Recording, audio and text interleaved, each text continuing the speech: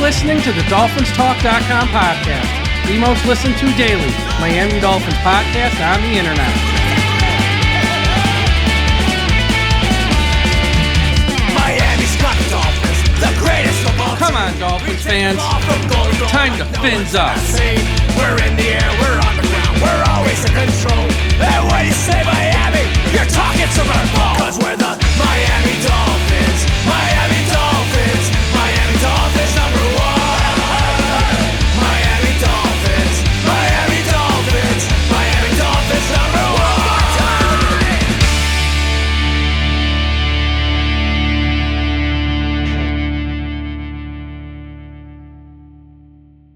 Good evening, Miami Dolphins fans. How are you today? And thank you for listening to the DolphinsTalk.com podcast on this Saturday, August the 10th.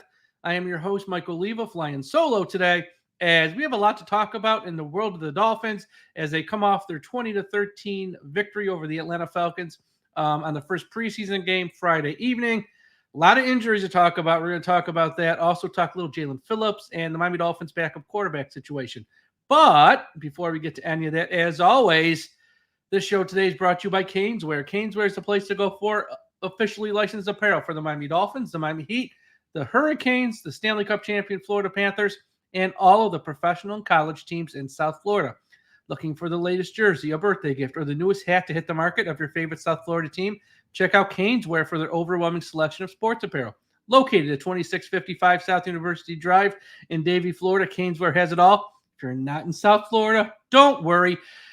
Visit Caneswear.com to shop their inventory from the comfort of your home, and they will ship to you international fans as well.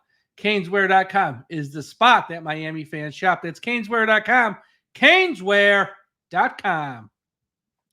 Also, Dolphins Talk Extra. For those, if you haven't heard, we have started a new Patreon service. The free shows like this one, they're going nowhere. The free articles up at DolphinsTalk.com, they're going nowhere. But if you want more, and by more extra content, bonus content, interactive content, where you, the listeners, can join us on shows and interact with us live on podcasts. If you want to be part of watch-alongs where we're going to watch games in the regular season, you can jump on with us in the stream and chat with us. If it's a big play in the third quarter, come on the stream for 5 minutes. Tell us what you think they should do or what they need to do the rest of the game. We got fantasy leagues, pick-em contests, survivor pools, and if you're watching on YouTube, we're going to give away cool prizes like these Tyreek Hill never opened. If you're on YouTube, you can see it. If not, I'm sorry. Action figures as well as bobblehead dolls from Foco. So good chances to win some really cool prizes as well in the fantasy leagues, the pick 'em contest, survivor pools. It's just extra content. The free stuff's going to stay 100% free. This is extra content when it comes to the Dolphins. And we might go off the beaten path every now and then, do some non-Miami Dolphins content. Maybe do a show on some movies or some TV shows or wrestling or NBA, Major League Baseball, whatever. So everyone go to patreon.com/DolphinsTalk, patreon.com/DolphinsTalk. It's either $3 a month or $5, all depending on which tier you want to sign up with. Check it out. It's fun. Dolphins Talk Extra is fun, and it's just bonus more content on the Miami Dolphins. Okay, so the big news from Saturday coming out of the Dolphins-Falcons game was not good. Keon Smith, who left the game in the first quarter for the Dolphins, a reserve offensive lineman who's been on the team since 2021, primarily as a backup offensive tackle, has a torn ACL, and his season is over. When he went down Friday night, it didn't look good, and it was confirmed Saturday that it is a torn ACL, and his season's over. This loss stings a little, as Keon the past couple of years has looked pretty good in limited playing time as a reserve tackle. Played in 9 games for the Dolphins last year. The Miami Dolphins, we've seen in recent years, especially with the offensive line, so many injuries. So anytime you lose a guy, it hurts. But losing this one kind of stings a little more because Keon Smith is arguably, the most athletic offensive lineman on this team. So much so that at offensive tackle, he's very athletic. They drafted Patrick Paul. Lamb came back. They didn't know if he was going to have much of an avenue for playing time this year as a reserve offensive tackle. So they started cross-training him at left guard, knowing that they're thin at guard and he could win a starting job possibly or a reserve job as a backup offensive tackle and as a backup guard because his athleticism is just off the charts. And that's why it hurts, because when you lose one of your most athletic offensive linemen for the whole year, that's not good. This offensive line, we've spoken about it a lot in recent shows. None of the starters played on Friday night, so you can't. It's not like anything was found or anything was, earth-shattering when it came to the offensive line. Yeah, the guys who probably won't be on the team played well, but Armstead didn't play, Austin Jackson didn't play, Aaron Brewer didn't play, Robert Jones didn't play, Liam Eichenberg didn't play. So, I mean, that's that starting offensive line, that has struggled in training camp thus far. We got no takeaways from them from this first preseason game, which is okay. I understand why they didn't play. It was smart not to play them. They can't afford to lose one of these guys, even though it looks like they have, and I'll get to that story next. So Keon was just one of those undrafted players who has been on the practice squad here for a few years and has developed over time. And that's what you want with those guys who go undrafted. You stash them away. You coach them up. You see them develop over time. Guy played in 9 games last year. I don't think a lot of fans of the Miami Dolphins realize that with all the injuries. He got in 9 games, and he wasn't awful. I mean, that offensive line at times struggled. It wasn't because of Keon Smith. So losing a reserve lineman like him, someone who, if you have to put in a game for a half or if he has to play a week, he ain't going to stink up the joint. Losing that, stinks essentially. So just horrible news for Keon Smith. I feel so bad for him. And I mentioned he's arguably the most athletic offensive lineman on the team. Some people think he is the most athletic. Some people think he's the second most athletic. Well, the guy who would be the most athletic, if you didn't think it was Keon Smith, is Aaron Brewer. And the news on Aaron Brewer is not good either, because Wednesday's practice, the second practice with the Falcons, late in the practice, he hurt his hand and he had to leave the field with trainers, and he returned later, but he didn't participate. He just watched on the sideline.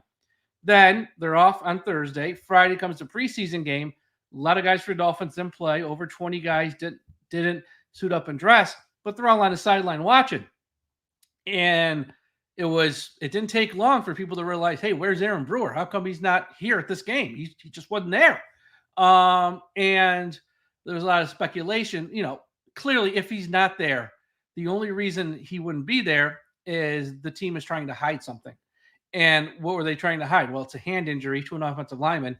Probably has a broken hand or a broken finger, and he's in a cast. And they didn't want the world to see that at that time, just with him standing on the sideline. So after the game, when Mike McDaniel had his press conference, when asked about the status of Aaron Brewer, he said they will evaluate him week to week, not day to day, not it's minor, no, week to week, meaning multiple weeks here. So, and the injury is to his snapping hand.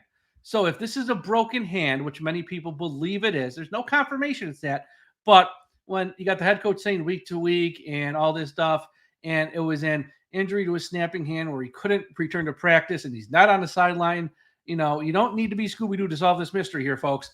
Most likely it's a broken hand. He will be in a cast, most likely. That's a 4 to 6 week injury. That'll cause him to miss, at least 1, maybe 2, maybe 3 of the first regular season games, all depending on how fast it heals, how fast he can get the strength in that hand.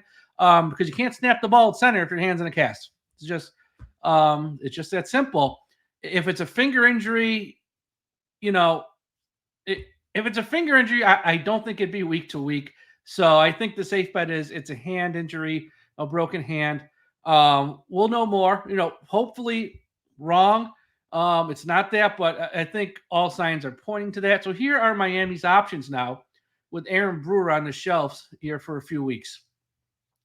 With an offensive line that's mightily struggled here the first few weeks of training camp.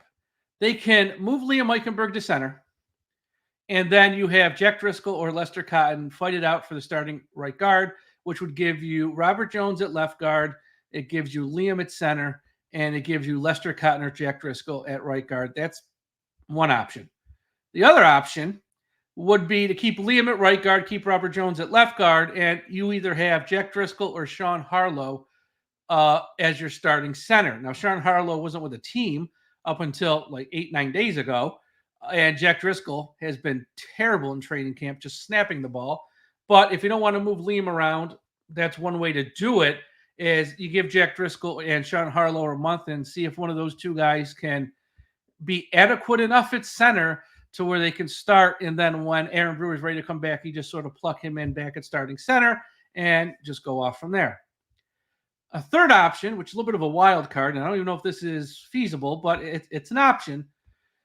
If Aaron Brewer's in a cast or a brace where he cannot snap the ball, can't play center, but he might be able to play guard. And you move Aaron Brewer to guard, move Liam Eichenberg to center, and Aaron Brewer with his hand in a cast can play guard. And then when his hand is healed, you just flip-flop him back. Liam goes to guard, Aaron goes back to center. That's a possibility. Either way, however the Dolphins address this, I think one thing's for sure. In the coming days, we're going to read that Miami is going to keep working out free agent offensive linemen as they have, as I've said for a few days here. They have a serious problem with their starters. And now with no Keon Smith and with Aaron Brewer week to week per the head coach, they have a serious problem with depth. And again, the past few years, it's mind-boggling with all the money they spent. They haven't really invested at all in the offensive line. Even Patrick Paul, who was fantastic Friday night, taking him, they sort of penciled him as someone who probably won't play to 2025. It's a project. There's no avenue for him to play with Armstead here. Even if Armstead gets hurt, then there's Lamb. So they used a second-round pick on a guy you really can't help him this year because Patrick Paul has no position flexibility. So, yeah, they addressed it by taking a guy, but they took a guy who's got two players in front of him at the one position he can play. So did they really address it? Long-term, they did. Short-term, no.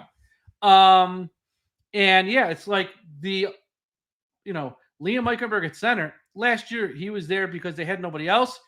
They had a whole offseason, and they're back to where they were at the end of last year, where the offense struggled versus the Bills, struggled versus the Ravens, struggled versus the Chiefs in the playoffs. The offense struggled. And a big part of that was you had guys like Lester Cotton, Liam Eichenberg, Robert Jones starting, and they're going to start the season possibly with Liam Eichenberg, Robert Jones, and Lester Cotton starting on your offensive line. So, again, I've said in recent days, not to be Chicken Little, not to say the sky is falling, because I'm not saying that. And if that's what you hear, I'm sorry, that's a you problem. I'm saying that if you don't think on August 10th the Dolphins have a serious offensive line problem, you're just lying to yourself at this point. You're putting your head in the sand and ignoring reality. Yeah, they're good enough to win 9, 10, or 11 games. So that's why I'm not saying the sky is falling. But if you think they're going to beat the good teams, you're nuts, because it's going to be the same thing as last year where the offensive line is not good enough to help the team beat the good teams. And if you think they're going to make it past the first round of the playoffs, that ain't going to happen because the offensive line's not good enough. And now with Aaron Brewer, who hasn't even looked good in camp, honestly. I mean, he's been okay, but he's had issues too snapping the ball. Now he's not even there. You're literally back to the same guys you had last year. And we saw this offensive line last year, and I know people say, this was number one offense, though. Yeah, but 31st rated pass block win rate.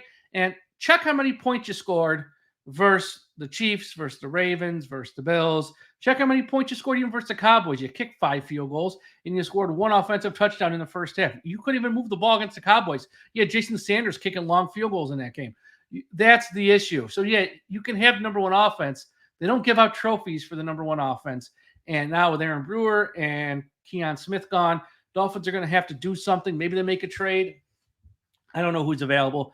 I know everyone's talking about James Daniels from Pittsburgh. And I know Pittsburgh, one of their first-round picks, suffered an MCL injury. So I don't think they're trading James Daniel right now. They're going to need him possibly to start. And, I think Seattle has some extra guys. There's a few teams that might have a logjam of guys. Again, those guys that are going to be quote-unquote traded are backups, the Dan Feeneys of the world, who we traded last year. But they might be better than what we have, and that's what the Dolphins might be looking at. Okay, Dolphins have a lot of other injuries as too. Like, it's just, and it's bad luck. I know anytime now players for the Dolphins get hurt, I hear and see fans say, oh, the training staff needs to get fired. Folks, some of the stuff is just bad luck at the end of the day. Tanner Conner fell wrong last night and he got hurt. How's that the training staff fault? I mean, Keon Smith got rolled up on and his knee turned. How is that the training staff's fault? Some of this stuff is just bad luck. And the Dolphins, when it comes to injuries, just don't seem to have bad luck. So I'm going to go through all the injuries. And I'm not talking about guys like Waddle, who misses a practice or two as like veteran rest days. I'm not talking about even Braxton Berrios, who misses a practice or two for like a veteran rest day. I'm talking about guys who have, confirmed injuries of some sort.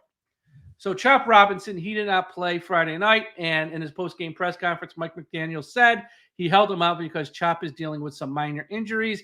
He expects him to be back soon. Now, soon can mean many things. It can mean in 1 or 2 days. It can mean in 1 or 2 weeks.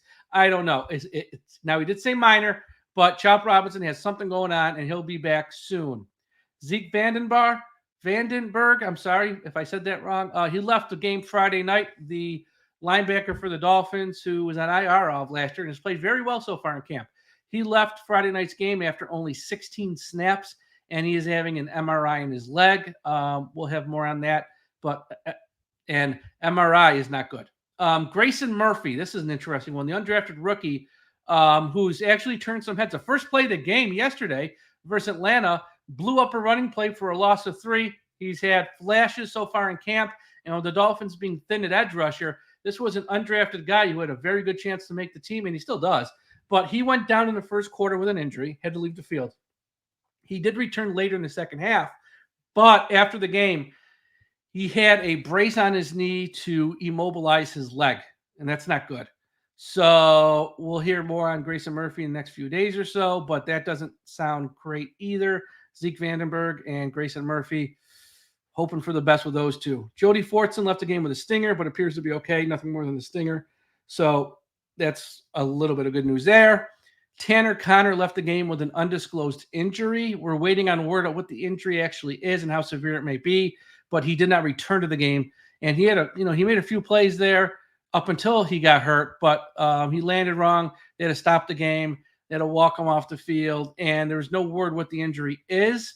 But once we'll find out, we'll let you know how severe it is, or maybe it isn't. But that's one. Aaron Brewer, as we said. Keon Smith, as we said. Isaiah Wynn, who the Dolphins could really use right now, is still on the PUP list, and there's no time frame for his return. And there have been rumors and rumblings, again, rumors and rumblings, nothing confirmed, that he may start the season on the PUP list, which would force Isaiah Wynn to miss the first 4 games of the season. Mike McDaniel's been asked about him. He keeps saying there's no setbacks, but he also doesn't say he's close to returning to practice either. So the rumors and rumblings that are out there might be true that he might have to start the season on PUP, which would mean he has to sit out the first 4 games of the year. Odell Beckham Jr. is still on PUP at this time. There's no word when he might be taken off PUP and begin practicing. There hasn't been much said about Odell. I know the Dolphins are very tight-lipped about this stuff, but I don't know. I mean, I would think for Odell to be ready for week 1 of the regular season, he's got to have a few weeks of practice. So in the next week, if he's not off the PUP list, I would start asking some questions there, because it's not like Odell can just not practice at all and then September 1st go, I'm ready. It's a new team. It's a new offense. It's a new quarterback. So we'll see what's going on with Odell Beckham. Bradley Chubb is still on the PUP list. He's expected to start the regular season on PUP. No shock there. And he will miss the first 4 games of the regular season, if not more. But Chubb, no word. He does whatever rehab he's doing it out of the public eye. Jaylen Phillips, who I'm going to talk about here in a second, he's been doing drills and workouts pretty much outside when fans are there watching, when the media is there watching. He's releasing videos of his rehab work, and everyone can sort of see, he's getting closer to returning. Chubb's not doing any of that, so we have no idea what's going on with Chubb. But just because of when the injury happened, the second to last game of the year, he's going to start the year on PUP and miss at least the first 4 games of the year, probably the first 8, honestly. Jordan Poyer has missed the last 6 practices with a thumb injury. And how do we know it's a thumb injury? His wife, Rachel Bush, went on social media and told the world he has a thumb issue. No time frame for when he will return to practice. I'm sure if there were real games, he'd probably be able to play. But he has a thumb issue, and he hasn't practiced in over a week. So Jordan Poyer is dealing with that. Eric Ezukanma, this kid I feel horrible for, missed all last year with a neck injury. He has an injury now that has nothing to do with last year's injury, but has yet to practice at all this training camp, and there's no word when he will be ready to practice. If he can't practice in this training camp, I hate to say it, his time in Miami might be coming to an end. Cam Smith is still, a few weeks ago, late July, they said he had an undisclosed lower body injury, and Mike McDaniel said he would return later in training camp. He really hasn't returned yet. Now, last week he did a few drills off to the side, but there's no time frame for his return yet. So Cam Smith is still hurt, and hopefully maybe this week he can get back on the practice field. Damn, there's a lot of injuries. I mean, these aren't small ones. I'm not reading the small ones from guys who take a veteran rest day or guys who these are guys who legitimately, like, Smith is out for the year. Aaron Brewer might miss the start of the regular season. Chubb's going to miss the start of the regular season. Eric Ezekiel probably played his last game for the Dolphins. Wynn might start the year on PUP. Cam Smith, there's no time frame. Like, I'm not just reading like fluff stuff. Tanner Connor, no, we don't know yet. Grayson Murphy has his leg immobilized after the game. Zeke Vandenberg having an MRI. These are not like little nicky tiny things here that, don't worry, they'll be fine. These are like things. These are like things that might, hamper their some of these guys' seasons. And the last one I want to talk about is Jaylen Phillips, because obviously we see the videos, we see all the work he's doing. If you go to practice, he's on the side, he's running, he's working, he's doing lateral work, and from an average person's perspective, he looks quote unquote fine. But we know, being a professional athlete at this level, there's more to it than that. How you make the cuts and how you got to sort of have a lot of confidence in your legs and sort of can you make the necessary football moves to play in the game. This week, I think, is a huge week for Jaylen Phillips. Here's why. If there's any chance of Jaylen Phillips playing week 1 versus Jacksonville, again, much like OBJ, you just can't keep him on PUP until like September 1st or 2nd or Labor Day and say, oh, now he's off, let's go play next week. He's going to need 2 or 3 weeks of drills and practice with the team on the practice field. So if he's still on PUP a week from today, say August 17th, I think the odds of him playing week 1 are kind of slim and none. So if they take him off PUP this week and, give him some drills, give him some practice reps, not worry, maybe not anything with the joint practices with Washington, but just, when they do their individual stuff, then I think there's a chance he could play week 1. But it has to be, I think, this week, next 7 to 8 days. They have to take, if he's going to play week 1, I think he has to come off PUP in the next 7 to 8 days. So he's got 2 to 3 weeks of doing quote unquote football drills to sort of ramp up and get ready for football shape to play in a real game. If he's on PUP a week to 8 days from today on August 10th, I think, the chances of him playing week 1 are not going to happen. And then at that point, do you just put him on PUP and he misses the first 4 games of the season so you don't rush him back? So I think this is a huge week for Jaylen Phillips coming up here. If there's any chance of him playing week 1 for the Miami Dolphins. Okay, I got one more topic here to end the show. But before we get to that, as always, a big shout out to everyone listening at finheaven.com. Everyone go to finheaven.com, the largest Miami Dolphins message board on the internet. Also, a shout out to our friends at the I Am a Miami Dolphins fan Facebook page, run by the great and talented Carlos Hernandez. If you're on Facebook, please be sure you are part of the I Am a Miami Dolphins fan Facebook page. And wherever you're listening to this podcast, whether it's Spotify, Apple Podcast, YouTube, iHeartRadio, Audible, Podbean, Podchaser, or any of the other 100 platforms we're on, hit that subscribe button right now. Take a minute, hit subscribe right now so you don't miss an episode. We have shows each and every day of the week. We have multiple shows during the week on some days. And we have you covered on the Miami Dolphins like no other podcast out there. So please make sure you subscribe. And if you go to our Apple Podcast page and leave us a 5-star rating and a positive comment, I will read it on the air. But it's got to be a 5-star rating and the comment's got to be positive. I will read that on the air. So thank you again. We know that there's many podcast options out there, and we do appreciate you taking a few minutes out of your day each and every day to join us here at the DolphinsTalk.com podcast network. There's so many podcasts, not just with the Miami Dolphins, but, fantasy football podcast, true crime podcast, Olympics, movies, TV, politics, you name it. There's a podcast for everything. So we thank you for taking a few minutes to join us each and every day of the week here at the DolphinsTalk.com podcast network. Okay, final topic, and this was another big one to come out of the preseason game. The Dolphins' backup quarterback situation. Good God, Mike White and Skylar Thompson looked horrible, and it's just Skylar Thompson. This is year 3 with Mike McDaniel. Mike White, this is year 2, and I know they had some guys drop some balls, and I know they're out there with only backups. They're not out there with Hill and Waddle, who can maybe make a play and make them look better than they are. They're only out there with backups, and they had drops. I totally understand that, and I'm taking that into account. But they also had some passes that, triple coverage. They missed guys that were wide open that I could have hit, and I stink. They hit guys wide open. So the Dolphins and a lot of fans like, God, if something happens to Tua or he even misses a couple of weeks, we're dead. I mean, neither one of these guys are going to win a real game against any team in the NFL. So first and foremost, I know a lot of fans of the Dolphins out there are going, Dolphins got to go sign Ryan Tannehill. Ryan Tannehill is still out there as a free agent. They got to run out there and sign him to have a legitimate number 2 quarterback. So God forbid something happens to Tua, whether it's something severe or something minor, we got Ryan Tannehill and we could at least have a chance. Here's what I'll say. You're going to have to convince Ryan Tannehill to play for like $2.5-3 million. And I don't see that happening.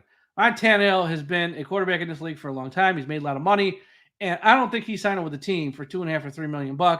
And also, I don't think he fits Mike McDaniel's system. So, yeah, Ryan Tannehill might be better than Mike White. He might be better than Skylar Thompson. But you're asking Ryan Tannehill, a guy who has no pocket presence and a guy who holds onto the ball way too long. And he's held onto the ball way too long since he was a rookie, since till now, even with Tennessee last year and the year before. It's not a skip. Mike McDaniel's system, we know, get the ball out and under very quickly. There's no real time frame set to it. Just get the ball out quickly to Hill and Waddle, let them make plays. That's not Tannehill's game. So he's not even a scheme fit, 1. And 2, you're asking him to take a pay cut that he probably doesn't want to take, where he's used to making, at least $8 or $9 million a year, if not more. And he'll just wait for some other quarterback to go down and get hurt, and then the team will pay him his $8 or $9 million a year, and he'll just, okay, that's what he's doing. So I don't think it's going to happen. But here's what Miami should do. And this is very simple what the Dolphins should do. You have Mike White, you have Skylar Thompson. Neither one of these guys has a future in Miami past this year. Neither one of these guys are any good. Let's just call a spade a spade. Let's keep it 100. Let's keep it a buck. Neither one of these guys are any good. From now till the end of training camp, let Mike White and Skylar Thompson fight it out. One of you is going to be the number 2 quarterback, and one of you won't. Who's ever not the number 2 quarterback, cut him. We don't need him here anymore. Goodbye. So Mike White or Skylar Thompson will be the backup, the number 2 quarterback. The other one should be cut. Then at the end of August, first part of September, when all these teams make their roster cuts, put in a waiver claim and of a quarterback that was cut from another team and make them the number 3 quarterback, because neither one of Skylar Thompson or Mike White are any good. They can't play if they're thrown out there, and they have to. They just can't, and they're not going to be here next year anyway. So let's try to find, maybe there's a young kid who, some teams just got 4 quarterbacks, or they only want to carry 2 and they're not going to carry a third, or they feel, let's just cut him and we'll pick him up and put him on a practice squad. When that happens, try to find a young guy that, has a little bit more promise, a little bit more upside, someone who's not Mike White, who's not Skylar Thompson, who you think you might be able to develop into something. There's no reason to carry both Mike White and Skylar Thompson into this season. There's just zero chance. It just makes no sense.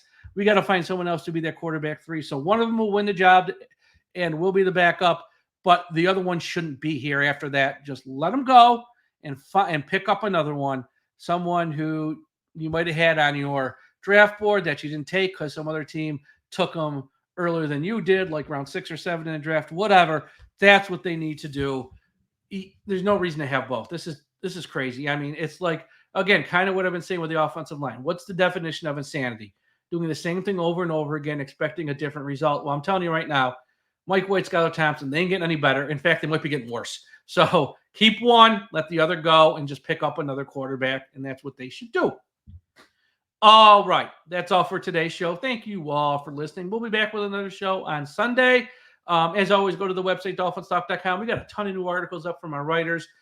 Check them out. We got a very talented group of writers. So please check out the articles that they're putting up there. We got some videos up there. We got all the latest news up there. So check out DolphinsTalk.com, the website. Again, Dolphins Talk Extra. Go to Patreon.com/DolphinsTalk Extra. Check out everything we got going on there. It's either $3 a month or $5 a month, however much you want to pay. But interactive shows where you can come on shows with Josh, Aaron, myself. If you don't like what we say and think we're wrong, you can, if you pay your money, you can come on shows and tell us to our face. Or if you like what we're doing, or if you just wanted to talk about a topic we haven't mentioned or brought up on one of our shows, that you can bring up topics. Or if you want to talk about non-Miami Dolphin stuff, tell us and we'll do shows like that. Or you can come on shows with us and do shows like that. Fantasy leagues, pick'em contests, survivor pools. We got a message board, so a little bit quieter than Twitter if you want to talk to other Dolphins fans and us and have some more FaceTime one-on-one time with us. So check that out as well. Patreon.com/DolphinsTalk. Everyone have a great Saturday evening, Sunday morning. We'll talk to you again after a while. And folks, don't forget, we must put an end to highway profanity.